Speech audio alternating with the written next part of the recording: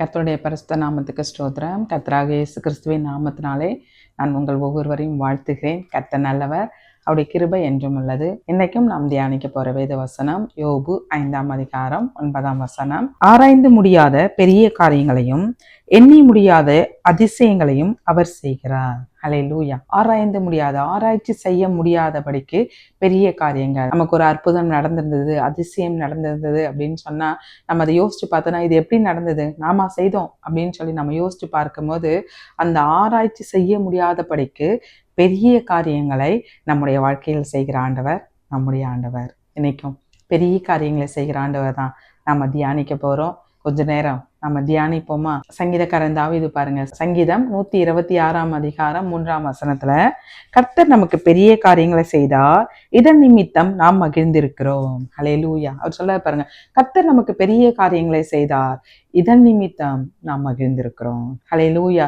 நமக்காக பெரிய காரியங்களை செய்கிற ஆண்டவர், நம்ம அதை நினைச்சு நம்ம மகிழ்ந்திருப்போமா? ஒரு கூட்டத்தார் நமக்கு செய்த காரியங்களை நினைத்து நாம் மகிழ்ச்சியா இருப்போம். இந்த சங்கீதக்காரன் தாவீதை போல இஸ்ரவேல் ஜனங்களுக்கு அன்னைக்கு சொல்லப்பட்ட ஒரு வேத வார்த்தை யோவேல் 2ஆம் அதிகாரம் 21ஆம் வசனத்துல, தேசமே பயப்படாதே, மகிழ்ந்து கரிகூறு, கர்த்தர் பெரிய காரியங்களை செய்வார். ஹல்லேலூயா. கர்த்தர் பெரிய காரியங்களை, தாவீது சொல்றாரு, கர்த்தர் நமக்கு பெரிய காரியங்களை செய்தார். சிறையிருப்புல இருந்து, பிரச்சனை போராட்டத்துல இருந்து, சுற்றி நிந்தித்து அவமானப்படுத்தின அந்த மனுஷங்க முன்னாடி பெரிய காரியங்களை செய்தார் இல்லையா, அதை நினைச்சு நம்ம மகிழ்ந்திருப்போம் அப்படின்னு சொல்லி சொல்றாரு ஆண்டவர். யோவேல் தீர்க்கதரிசியின் மூலமாக ஜனங்களுக்கு பெரிய காரியங்களை கர்த்தர் செய்வார் அப்படின்னு சொல்லி நமக்கு சொல்வதை வேதத்திலிருந்து பார்க்கலாம்.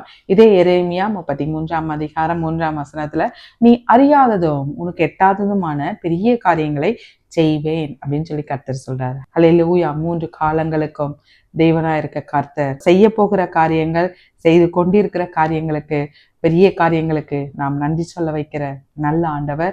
எரேமியா தீர்க்கதரிசியின் மூலமாக, நீ அறியாததும் உனக்கு எட்டாததுமான பெரிய காரியங்களை கர்த்தர் உனக்கு அறிவிப்பார் அப்படின்னு சொல்லி நம்ம அவரை நோக்கி கூப்பிடும் போது, அவர் நமக்கு பெரிய காரியங்கள், நமக்கு அறியாத காரியம், நமக்கு தெரியாத ஒரு காரியம், நமக்கு எட்டாய்கனியா, இது எப்படி என்னால முடியும், இது என்னால பண்ண முடியுமா, இது செய்தா எனக்கு கிடைக்குமா அப்படின்னு சொல்லி எட்டாத காரியங்கள், நம்ம அறியாத காரியங்களை, நமக்கு பெரிய காரியங்களை செய்கிற ஆண்டவர் நம்முடைய ஆண்டவர். ஹல்லேலூயா.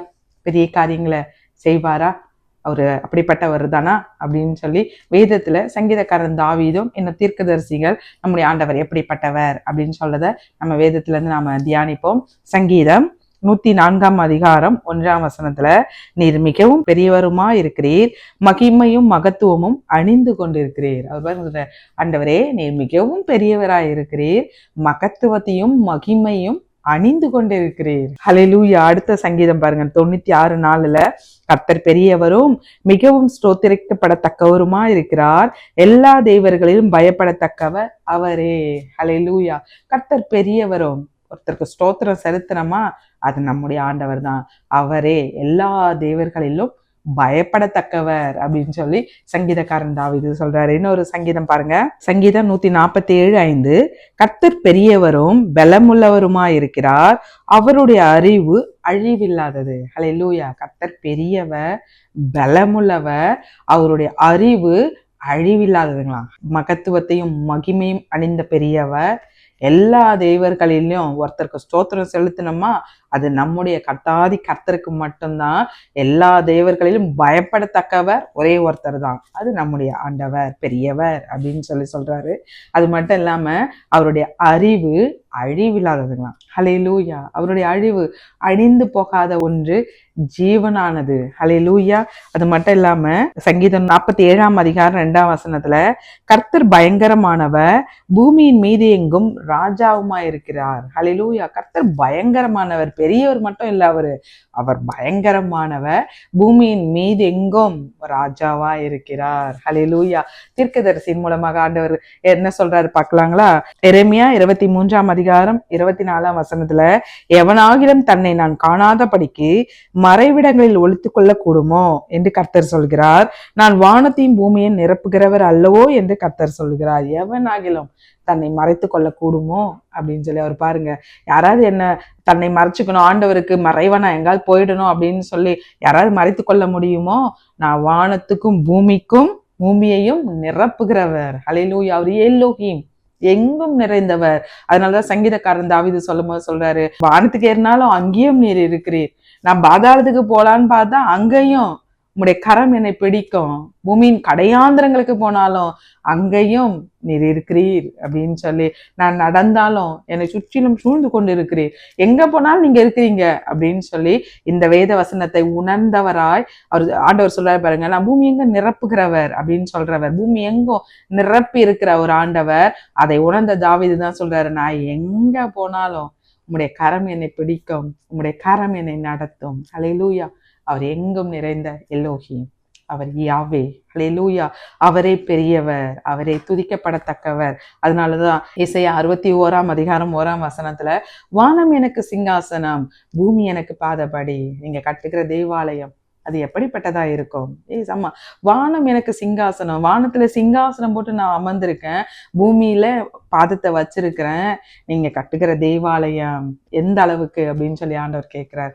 பெரிய ஆண்டவர், வானத்தில் சிங்காசனம் போட்டு அமர்ந்து பூமியில பாதத்தை வைத்து எல்லோரையும் கண்ணோக்கி பார்த்துக்கிட்டு இருக்க ஆண்டவர், பெரிய ஆண்டவர். ஹல்லேலூயா.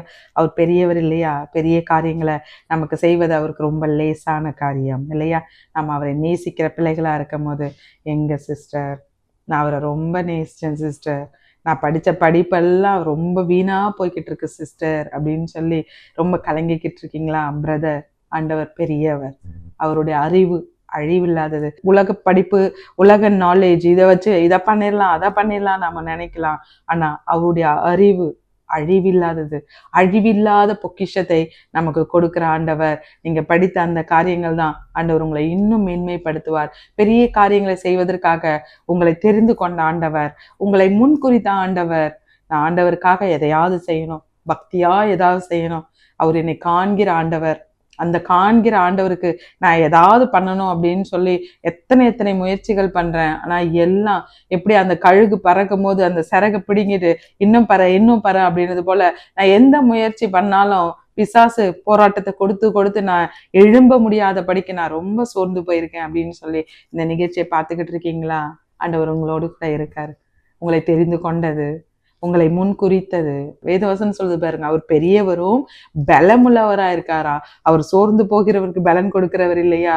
நீங்க சோர்ந்து போயிருக்கீங்களா? இப்பொழுதும் பெரியவராகிய ஆண்டவர் உங்களை பலப்படுத்திக்கிட்டு இருக்காரு. ஹல்லேலூயா. அவருடைய தொடுதலை ஆண்டவர் எப்பொழுதும் அவருடைய தொடுதலை கேட்கும் நல்ல போதகர். அவருடைய தொடுதல் இப்பொழுதும் போராது நிக்க ஐயா. அந்த தாவீதை போல உங்களை சுற்றி சூழ இருந்துகிட்டு இருக்கு.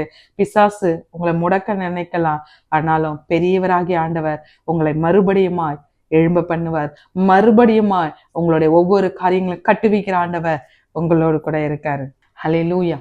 நானும் சிஸ்டர் ஆண்டவருக்காக நான் ஏதாவது பண்ணணும்னு நினைக்கிறேன். ஆனா என் குடும்ப வாழ்க்கை எல்லாம் உடஞ்சு போயிருச்சு.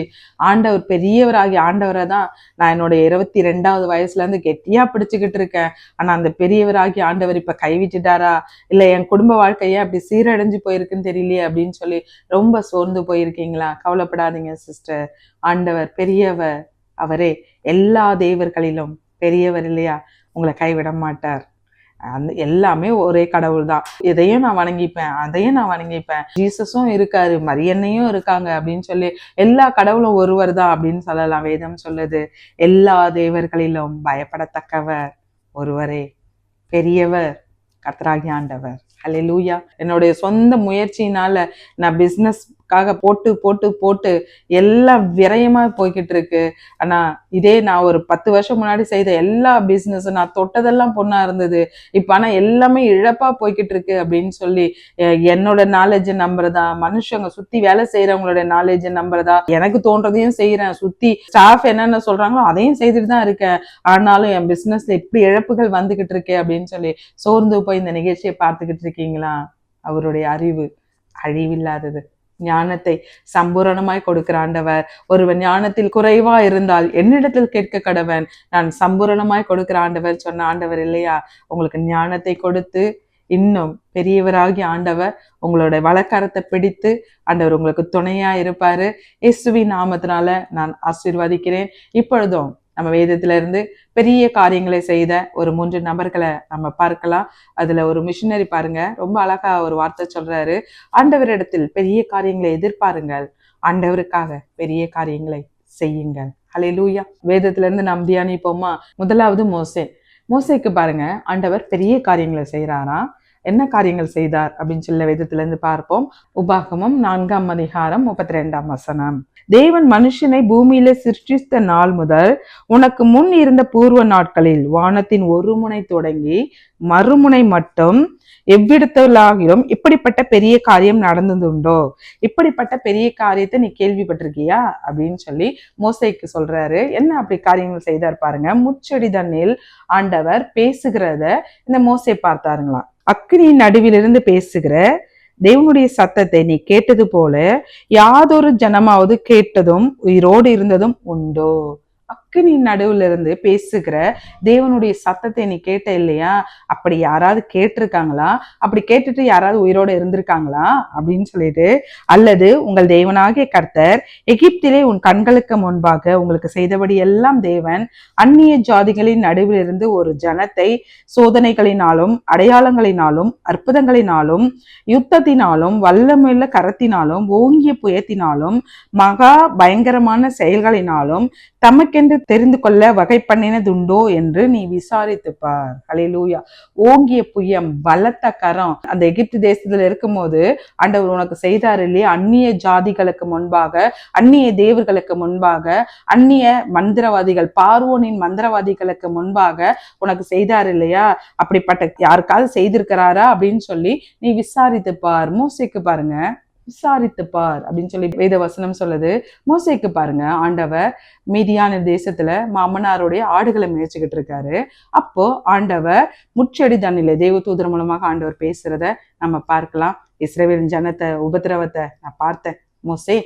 அவர் பாருங்க, மோசேன்னு சொல்லி கூப்பிடுறாங்களாம். அந்த சத்தத்தை கேட்ட உடனே மோசே சொல்றாரு, இதோ நான் அடியேன் இருக்கிறேன் அப்படின்னு சொல்லி அப்படிப்பட்ட காரியத்தை தான் ஆண்டவர் சொல்றாரு. இப்படி முச்செடியில பேசின ஆண்டவர் நீ ஏதாவது பார்த்திருக்கியா அப்படின்னு சொல்லிட்டு அந்த மோசே கிட்டதான் ஆண்டவர் சொல்றாரு, இஸ்ரவேல் ஜனங்களுக்காக பார்வோன் இடத்துல போய் என் வாயா இருந்து, என் நாவா இருந்து நீ பேசணும்.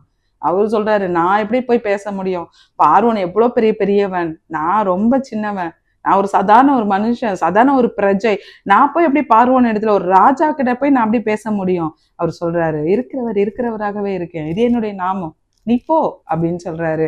அதே போல போன போது யாருக்காவது இப்படிப்பட்ட காரியம் நான் செய்திருக்கேன்னா, அந்த எகிப்திலே 10 வாதைகளிலும் இந்த மோசேக்கு ஆண்டவர் ஜெயத்தை கொடுத்தார். எல்லா வாதைகள் ஒவ்வொன்றிலையும் பார்வோன் மந்திரவாதிகளை கொண்டு அதை முறியடிக்கணும்னு பாக்குறாரு. அந்த மந்திரவாதிகள்லாம் சொல்றாங்க, இந்த மோசே கூட கர்த்தரோட கரம் இருக்கு, அந்த கரம் இருக்கிறதுனால எங்களால ஒண்ணும் பண்ண முடியாது அப்படின்னு சொல்லி அப்படிப்பட்ட அற்புதங்கள் எல்லாம் மோசேக்கு ஆண்டவர் செய்தார். அதுதான் சொல்றாரு, இந்த எகிப்துல நான் செய்த காரியங்கள் எல்லாம் நீ விசாரித்து பாரு, வேற யாருக்காவது நடந்திருக்குதா, வேற யாருக்காவது அப்படிப்பட்ட காரியங்கள் செய்திருக்கேனா அப்படின்னு சொல்லிட்டு 36ஆம் வசனம் பாருங்க. உன்னை உபதேசிக்கும்படிக்கு அவர் வானத்திலிருந்து தமது சத்தத்தை உனக்கு கேட்க பண்ணி பூமியிலே தமது பெரிய அக்கினியை உனக்கு காண்பித்தார். அக்கினியின் நடுவில் இருந்து உண்டான அவருடைய வார்த்தைகளை நீ கேட்டாய். வானத்திலிருந்து அக்கினியை உனக்காக அனுப்பி அந்த அக்கினியின் நடுவில் இருந்து உனக்காக பேசினேன். 38 பாருங்க. உன்னிலும் பலத்த பெரிய ஜாதிகளை உனக்கு முன்னின்று துரத்தவும் உன்னை அழைத்து கொண்டு போய் இந்நாளில் இருக்கிறது போல் அவர்கள் தேசத்தை உனக்கு சுதந்திரமாக கொடுக்கவும் உன்னை தமது முகத்துக்கு முன் தமது மிகுந்த வல்லமையினால் எகிப்திலிருந்து புறப்பட பண்ணினார். ஹல்லேலூயா, ஹல்லேலூயா. அவருடைய வல்லமையினால, அவர் பலம் உள்ளவர் இல்லையா? சங்கீதக்காரர் தாவீது சொல்றாரு, கர்த்தர் பெரியவரும் பலம் உள்ளவர், அவருடைய அறிவு அளவில்லாதது. அதான் சொல்றாரு பாருங்க, என்னுடைய வல்லமையினால எகிப்துல இருந்து உன்னை புறப்பட பண்ணினேன் இல்லையா? இப்படிப்பட்ட பயங்கரமான காரியம் ஏதாவது இருக்கா? பெரிய காரியம் ஏதாவது இருக்கா? மத்த யாருக்காவது நான் செய்திருக்கேனா அப்படின்னு சொல்லி ஆண்டவர் பேசுவதா மோசே நமக்கு உபாகமத்துல சொல்லப்பட்டிருக்கிறது. மோசே உபாகமத்துல நமக்கு சொல்லி எழுதி இருக்கிறாரு, ஆண்டவர் பெரிய காரியங்களை இந்த மோசேக்கு செய்தார். அக்கினி நடுவே கர்த்தருடைய வார்த்தை. அது மட்டும் இல்லாம பார்வோனுக்கு முன்பாக அவர் செய்த பெரிய பெரிய அற்புதங்கள், அடையாளங்கள், வல்லமையான காரியங்கள், எகிப்திலிருந்து தன்னுடைய வல்லமையினால புறப்பட பண்ணினேன்னு சொன்ன ஆண்டவர். ஹல்லேலூயா. இது மட்டும்தான் பெரிய காரியங்களா? எகிப்திலிருந்து புறப்பட்ட நாள் முதல் அவர்களை அந்த கானானுக்கு முன்பாக கொண்டு போற வரைக்கும் எத்தனை எத்தனை அற்புதங்கள் பாருங்க. முன்னாடி பெரிய சமுத்திரம், பின்னாடி பார்வோனின் சேனை. அந்த சமுத்திரத்தை அவர் அப்படியே குவியலா நிற்க பண்ணுறாங்க இந்த இஸ்ரேல் ஜனங்களுக்காக. மோசையை கொண்டு ஆண்டவர் செய்த பெரிய பெரிய காரியங்கள். அதுல ஒரு வேத வசனம் நாம வாசிப்போம். யாத்ராகமம் 15ஆம் அதிகாரம் 8ஆம் வசனத்துல, உமது நாசியின் சுவாசத்தினால் ஜலம் குவிந்து நின்றது, வெள்ளம் குவியலாக நிமிர்ந்து நின்றது, ஆழமான ஜலம் நடுக்கடலில் உறைந்து போயிற்று. அல்லேலூயா. ஒரு பாருங்க, நாசியின் சுவாசத்தினால ஜலம் குவிந்து நின்றது. ஆண்டவர் பெரிய ஆண்டவர் இல்லையா? அவருடைய நாசியின் சுவாசம், அவர் மூச்சு காத்து ஜலத்தை அப்படியே குவியலா நிற்க பண்ணினது. வெள்ளம் அப்படியே குவியலா நின்றது. அந்த ஆழங்கள் அப்படியே அவங்க நடந்து போறாங்க பாருங்க. ஆண்டவர் பெரிய அற்புதம் அது. மோசையை கொண்டு கோலை சமுத்திர முகமாக நீட்டு அப்படின்னு சொல்லி மோசேக்கு கட்டளை கொடுத்த ஆண்டவர். ஒரு பெரிய அற்புதம் பாருங்க. தண்ணி அப்படியே மதில் சுவராய் அப்படியே ஐஸ் கட்டி ஃப்ரீஸ் ஆனாதான் அப்படியே நிற்கும். அந்த ஒரு வித்தின் செகண்ட் அவர் கோலை இப்படி காட்டின அந்த நிமிஷத்துல ஆண்டவர் அப்படியே குவியலா நிற்க பண்றாரு. தரை அப்படியே வெறும் தரையாய், அது வரைக்கும் தண்ணி நின்னுக்கிட்டு இருந்த ஒரு இடம் 2 பக்கமா குவியலா நிற்கிற மதில் சுவர். ஆனா அதுல பாருங்க, அழகா தரையில நடந்து போறது போல நடந்து போறாங்க இந்த இஸ்ரவேல் ஜனங்கள். அவருடைய கால்களுக்கு ஒரு சேதமும் இல்லாமல். அல்லேலூயா. அது அப்படியே கரை கடந்த போது பின்புறம் வந்த பார்வோனின் சேனை அதே கடல்ல அமிழ்ந்து போறாங்க. ஃப்ரீஸ் பண்ண அந்த தண்ணி உடனே நார்மல் நிலைமைக்கு வந்து அந்த ஒரு பார்வோனை கடலில் அமிழ பண்ணின ஆண்டவர் நம்முடைய ஆண்டவர். எவ்வளவு பெரிய பாருங்க. அவருடைய நாசின் சுவாசம் இப்படிப்பட்ட காரியங்களை செய்துதான். அவர் எவ்வளவு பெரிய ஆண்டவர். ஹல்லேலூயா. நாசின் சுவாசத்தினால, அந்த சுவாசத்தின் காற்றினால ஒரு பெரிய கடலை குவியலா நிற்க செய்த ஆண்டவர். ஹல்லேலூயா. அது மட்டும் இல்லாம இஸ்ரவேல் ஜனங்க வனாந்திரத்துல இறைச்சி வேணும்னு கேட்கிறாங்க. அவர் பாருங்க, முதலைகளின் தலையை, சங்கீதம் 74ஆம் அதிகாரம் 14ஆம் வசனத்துல, தேவரீர் முதலைகளின் தலைகளை நறுக்கி போட்டு அதை வனாந்திரத்து ஜனங்களுக்கு உணவாக கொடுத்தீர். ஹல்லேலூயா. இறைச்சி வேணும்னு கேட்கிறாங்க. வனாந்திரத்துல போய் இறைச்சி வேணும்னு கேட்கிறாங்க. உடனே பாருங்க, முதலைகளோட தலையெல்லாம் நறுக்கி போட்டு உடனே அவர்களுக்கு காடைகளை உண்டாக்குகிற ஆண்டவர். அவர் பெரியவர் இல்லையா? அவரால் முடியாத காரியம் ஒன்று உண்டோ? 3வது பாருங்க, வனாந்திரத்துல கற்பாறை, அங்க வந்து தண்ணி கேட்கிறாங்க. சங்கீதம் 78ஆம் அதிகாரம் 15ஆம் வசனம், வனாந்திரத்திலே கண்மலைகளை பிளந்து மகா ஆழங்களிலிருந்து தண்ணீரை அவர்களுக்கு குடிக்க கொடுத்தார். ஹல்லேலூயா. வனாந்திரமான இடம், அங்க வந்தோன்னே தாகமா இருக்குன்னு தண்ணி கேட்கிறாங்க. மோசையை பார்த்து முறுமுறுக்கிறாங்க. ஆண்டவர் பாருங்க, இந்த மோசைக்காக பெரிய பெரிய காரியங்கள், நான் உன்னோடு கூட இருப்பேன் அப்படின்னு சொல்லி மோசையோடு கூட பேசின ஆண்டவர் அதை அப்படியே பெரிய பெரிய காரியங்களை செய்து அந்த இஸ்ரவேல் ஜனங்களும் சொல்லியிருப்பாங்க, மோசை அந்த கோல்னால ஒரு தட்டு தான் தட்டினாரு, அப்படியே தண்ணி வந்துச்சு, நாங்க குடித்தோம் அப்படின்னு சொல்லி அதை இஸ்ரவேல் புத்திரர்களுக்கு அவங்க சாட்சியா சொல்லி இருப்பாங்க பாருங்க. மோசேக்கு பெரிய காரியங்களை செய்து மோசையுடைய நாமத்தை உயர்த்தின நல்ல ஆண்டவர். அல்லேலூயா. மோசே ஆண்டவர்கிட்ட பெரிய காரியங்களை பெற்றுக்கொண்ட மோசே, அவர் பாருங்க இந்த இஸ்ரவேல் ஜனங்களுக்காக 10 கட்டளைகளை பெற்றுக் கொடுத்தாரு. நியாய பிரமாணங்களை ஆண்டவர்கிட்ட இருந்து நமக்கு பெற்றுக் கொடுத்து இப்ப வரைக்கும் ஆண்டவரை நேசிக்கிற பிள்ளைகளுக்கு 10 கட்டளைகளும் அந்த நியாய பிரமாணமும் வழி நடத்துவதாய்.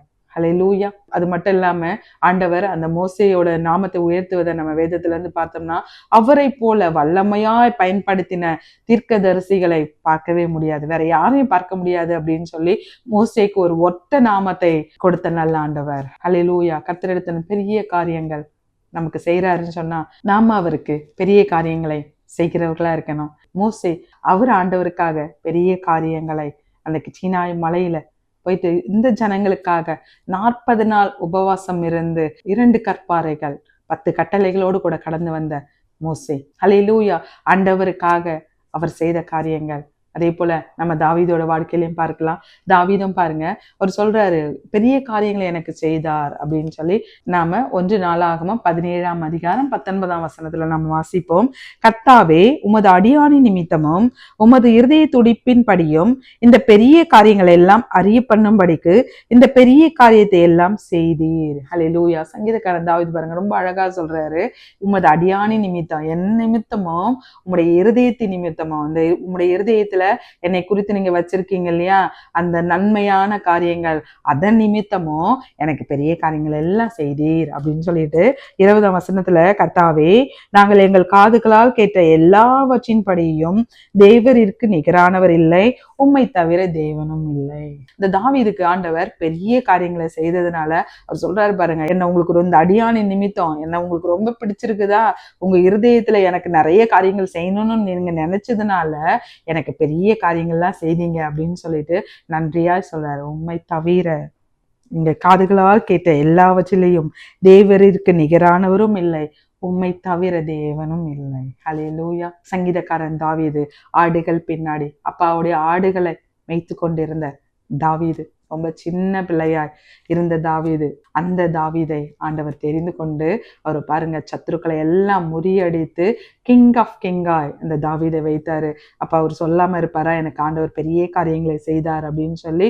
சங்கீதங்கள்ல அவர் பாருங்க எழுதின சங்கீதத்துல ஆண்டவர் அவருக்கு செய்த பெரிய காரியங்கள் என்ன அப்படின்னு சொல்லியிருக்காரு. சங்கீதம் 89ஆம் அதிகாரம் 20ஆம் வசனம், என் தாசனாகிய தாவீதை கண்டுபிடித்தேன், என் பரிசுத்த தைலத்தினால் அவனை அபிஷேகம் பண்ணினேன். என் தாசனாகிய தாவீதை நான் கண்டுபிடித்தேன், அவனை பரிசுத்த தைலத்தினால் அபிஷேகம் பண்ணினேன், என் கை அவனோட உறுதியாயிருக்கும், என் புயம் அவனை பலப்படுத்தும், சத்ரு அவனை நெருக்குவதில்லை, நியாயக்கேட்டின் மகன் அவனை ஒடுக்குவதில்லை, அவன் சத்துருக்களை அவனுக்கு முன்பாக மடங்கடித்து அவனை பகைக்கிறவர்களை வெட்டுவேன், என் உண்மையும் என் கிருபையும் அவனோடு இருக்கும், என் நாமத்தினாலே அவன் கொம்பு உயரும். ஹல்லேலூயா. ஆண்டவர் பாருங்க, என் நாமத்தினாலே அவனுடைய கொம்பு உயரும். ஹல்லேலூயா. சின்ன தாவீது, ஆனா ஆண்டவர் பாருங்க அந்த தாவீதுக்கு தெரியாம இருக்கலாம், நான் அப்பாவோட ஆடுகளை மேய்த்துக்கிட்டு இருக்கேன், இதான் என்னுடைய வேலை, சகோதரருக்கு சாப்பாடு எடுத்துட்டு போகணுமா, இதான் என்னோட வேலை அப்படின்னு சொல்லி, இந்த சின்ன சின்ன வேலைகளை செய்கிறதா என்னோட வேலை அப்படின்னு சொல்லி கடைசி மகனான இந்த தாவீது நினைச்சிருக்கலாம்.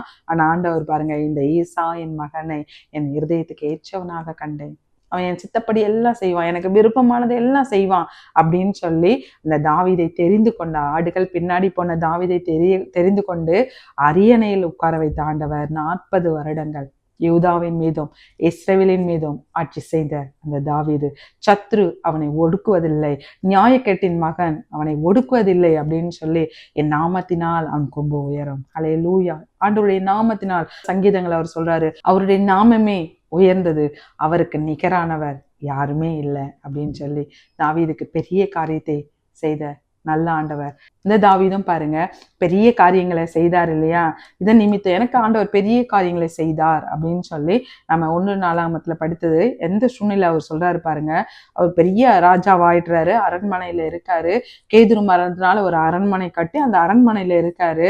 அப்பதான் நான் இந்த அளவுக்கு வர்றதுக்கு ஆண்டவர் என்னை எப்படியெல்லாம் பெரியவனாய் மாத்தினாரு, அந்த ஆண்டவருக்கு நான் ஏதாவது செய்யணும் இல்லையா அப்படின்னு சொல்லி ஆண்டவருக்காக தேவனுடைய ஆலயம் கட்ட போறேன் அப்படின்னு சொல்றாரு. ஆண்டவர் தீர்க்கதரிசி மூலமா சொல்றாரு, இல்ல தாவீது கட்ட வேணாம், அவனுடைய சந்ததிக்கு அந்த பாக்கியத்தை நான் கொடுப்பேன் அப்படின்னு சொல்லி.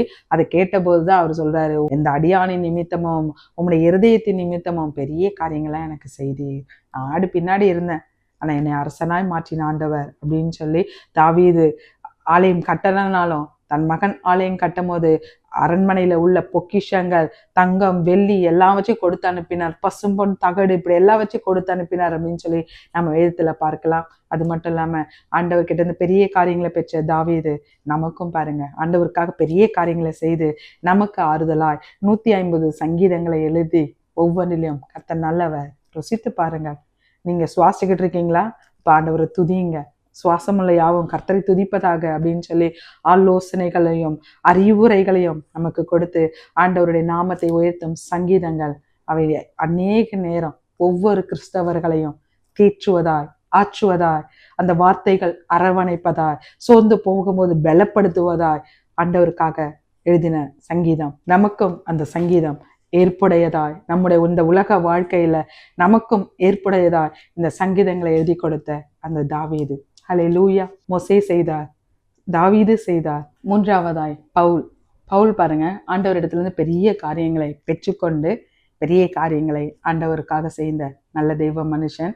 அவர் பாருங்க ஆண்டவருக்காக எழும்பி சீஷர்களை உலகம் எங்க போய் உள்ள சீஷர்களை திடப்படுத்திக்கிட்டு இருக்காரு. அந்த சோர்ந்து போயிருக்காங்களா, அவங்களுக்கு அட்வைஸ் பண்ணணுமா, அப்படிப்பட்ட காரியங்களை செய்துக்கிட்டு இருக்காரு.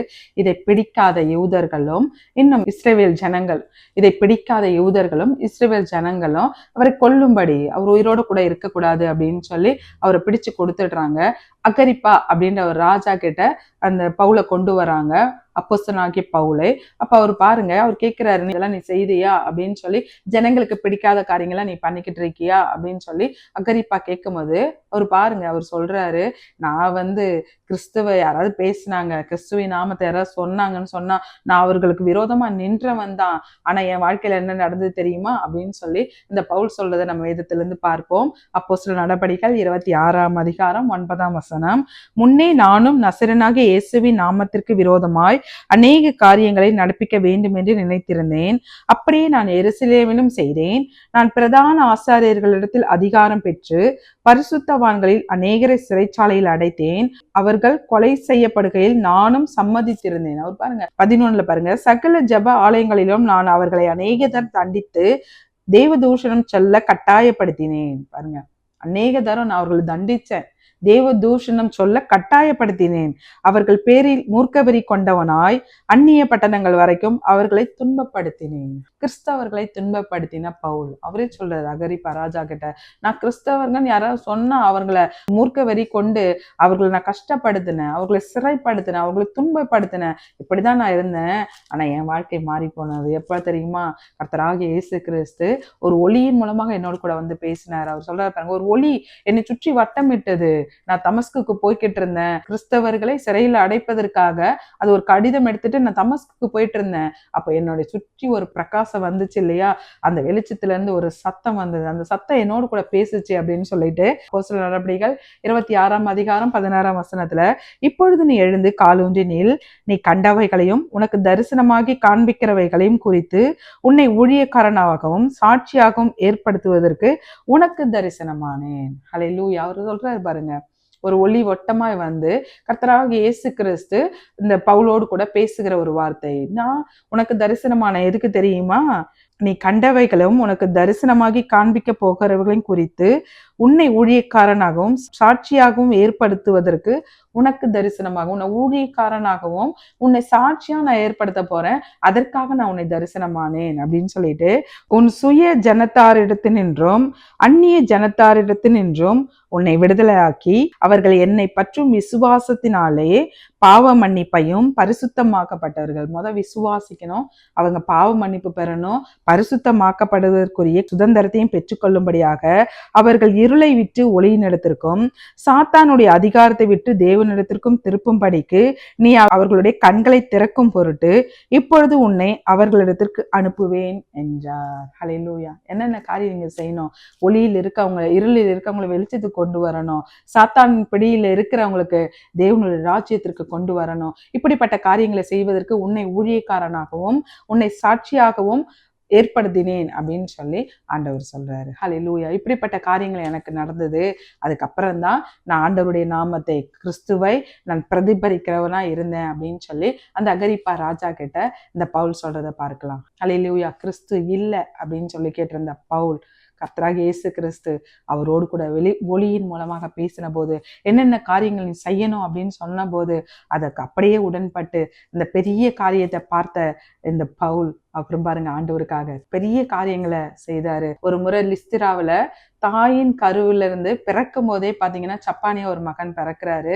பர்னபாவும் பவுலும் பிரசங்கிக்கிற அந்த வார்த்தைகளை ரொம்ப விசுவாசத்தோடு கூட கேட்டுக்கிட்டு இருக்கும் போது அவர் பவுல் பாக்குறாரு, ரட்சிப்புக்கேற்ற விசுவாசம் இவங்கிட்ட இருக்கா அப்படின்னு சொல்லிட்டு, எழுந்து நட அப்படின்னு சொல்றாரு. அந்த மகன் உடனே எழுந்து நடக்கிறான். இதை பார்த்தோன்னு அங்க இருக்கவங்க எல்லாம் அவங்களுடைய லிக்கோனியா பாஷையில எல்லாரும் பவுலையும் பர்னபாவையும் சொல்றாங்களாம், தேவர்கள் மனுஷ ரூபம் எடுத்து இந்த பூமியில வந்துட்டாங்க அப்படின்னு சொல்லி அவங்க பாருங்க அவர்களுடைய ஆலயத்துல வச்சிருந்த மாலைகள், எருதுகள் எல்லாம் எடுத்துட்டு இவங்களுக்கு போட்டு இவங்களுக்கு பலியிடவும் மனதா வந்தாங்களாம். ஹல்லேலூயா. கிறிஸ்து இல்லை அப்படின்னு சொன்னவர் கிறிஸ்துவின் நாமத்தினால அற்புதங்களையும் அடையாளங்களையும் செய்த போது எல்லாரும் சொல்றாங்க, தேவர்கள் மனுஷ ரூபம் எடுத்து கடந்து வந்தார்கள். ஹல்லேலூயா. இப்படிப்பட்ட பவுல், கிறிஸ்து இல்லைன்னு சொன்னவர் ஆண்டவர் இந்த பவுலுக்கு பெரிய காரியங்களை செய்தார். இந்த பவுல் பாருங்க, ஆண்டவருக்காக பெரிய பெரிய காரியங்கள் நமக்காக நிருபங்கள், சோர்ந்து போன சபைகளுக்கு, விசுவாசம் குறைந்த சபைகளுக்கு அப்படின்னு சொல்லி அன்னைக்கு எழுதின அந்த நிருபங்கள் இப்ப வரைக்கும் நம்மை தேற்றுவதாய், ஆண்டவருக்குள் நம்மை பலப்படுத்துவதாய் வைப்பதாய் இருக்கிறது. ஹல்லேலூயா. நாமும் ஆண்டவர் இடத்துல பெரிய காரியங்களை எதிர்பார்க்கணும். நாம ஆண்டவருக்கு பெரிய காரியங்களை செய்யணும். ஹல்லேலூயா. அவர் பெரியவர் இல்லையா? நமக்கு பெரிய காரியங்களை நம்மளுடைய வாழ்க்கையில செய்வாரு. பெரிய காரியங்களை பெற்றுட்டு போதும், நான் உண்டு, என் வேலை உண்டுன்னு இருக்கேன், எனக்கு என்ன முடியுமோ அதை மட்டும் செய்கிறேன் அப்படின்னு இல்லாத படிக்க பாருங்க, மோசே பெரிய பெரிய காரியங்கள் செய்த ஆண்டவருக்கு எவ்வளோ நன்மையான காரியங்கள். தாவீது பாருங்க, ஹல்லேலூயா. பவுல் பாருங்க, பெரிய பெரிய காரியங்களை நமக்காக செய்த தெய்வ மனிதர்கள். நாமும் அவர்களை போல எங்களுக்கு பெரிய காரியங்களை செய்யுங்க டாடி, உங்களுக்காக பெரிய காரியங்களை நாங்கள் செய்ய எங்களை நாங்கள் ஒப்பு கொடுக்குறோம் அப்படின்னு சொல்லி நம்ம சொல்லுவோமா? ஒரு சின்ன ஜபத்தை ஏறெடுப்போமா? நல்ல ஆண்டவரே, நல்ல இந்த வேலைக்காய் எங்களை உங்களுடைய கருத்தில் கொடுக்குறோம் டாடி. எப்பொழுதும் நாங்கள் தியானித்தோம், நாங்கள் அறியாத காரியம், எங்களுடைய எட்டாத, எங்களுடைய மைண்டுக்கு எட்டாத பெரிய காரியங்களை செய்கிற நல்ல ஆண்டவர். எப்பொழுதும் வேதத்திலேருந்து நாங்கள் 3 பேரை தியானித்தோம். அன்னைக்கு மோசேக்கு செய்தீங்க, தாவீதுக்கு செய்தீங்க, அப்பா பவுலுக்கு செய்தீங்க. அந்த தெய்வ மனிதர்களை போல எங்களுக்கு செய்த பெரிய காரியங்களுக்கு நாங்கள் உமக்கு பெரிய காரியங்களை செய்ய எங்களை நாங்கள் ஒப்பு கொடுக்குறோம் டாடி, இயேசுவின் நாமத்தினால். ஆமென், ஆமென், ஆமென். கர்த்தர் உங்கள் ஒவ்வொருவரையும் ஆசீர்வதிப்பாராக. ஆமென். அன்பிற்குரியவர்களே, எங்களோடு நீங்கள் தொடர்பு கொள்ள வேண்டிய எங்கள் முகவரி: pastor Catherine Raghupathi, race course road, Singapore 218573.